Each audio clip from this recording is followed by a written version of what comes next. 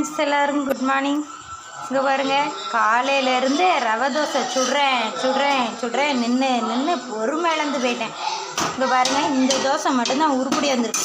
இதுக்கு முன்னாடி சுட்ட தோசை பாருங்களேன், இது தோசையா இல்லை உப்புமாவா ஒன்றும் தெரியல, சுருண்டு வந்துடுச்சு.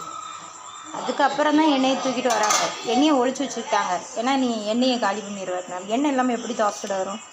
ஒரு தோசை ஒழுங்காக வந்தது, அதுக்கப்புறம் 2வது தோசை சுருண்டுக்குச்சு. இந்த மாதிரி 3வது தோசை பாருங்க, இது மட்டும் தான் ஒழுங்காக வந்தது. ஆக மொத்தம் நான் 2 தோசை தான் ஒழுங்காக சுட்டிருக்கேன். அதனால் என்னடா வயிறே முட்டலையே அப்படின்னு பார்க்குறேன், லட்சணமாக இருக்குது. அதான் எங்கள் அம்மா சொல்லுவாங்க, நீ சுடுத தோசையெல்லாம் தின்னான்னா அப்பா தின்னான்னா தெரிச்சு ஓடிடுவா, சரி நான் சுட்டிக்கிட்டா அப்படின்னு. இல்லை வேண்டாம், சுட்டேன்னா அவ்வளோதான், யாருக்குமே வயிறு முட்டாது, உயிர் இல்லாத தோசையாக சுடுவேன் அப்படிங்கிறாங்க. ஆமாம், நான் உயிர் இல்லாத தோசையாக தான் சுடுவேன். எனக்கு பொறுமை கிடையாது, எரிச்சலாக இருக்குது. இவளுக்கு பொறுமையே கிடையாது, அதனால தான் பிச்சு எடுத்துருவா.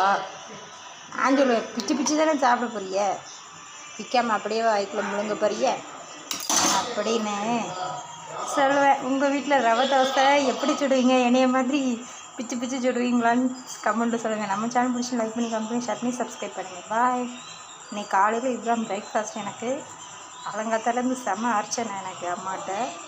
தம்பிகிட்டையும் கழுவி ஊற்றுறான், என் பொண்ணு அதை விட கழுவி ஊற்றுறா என்னைய.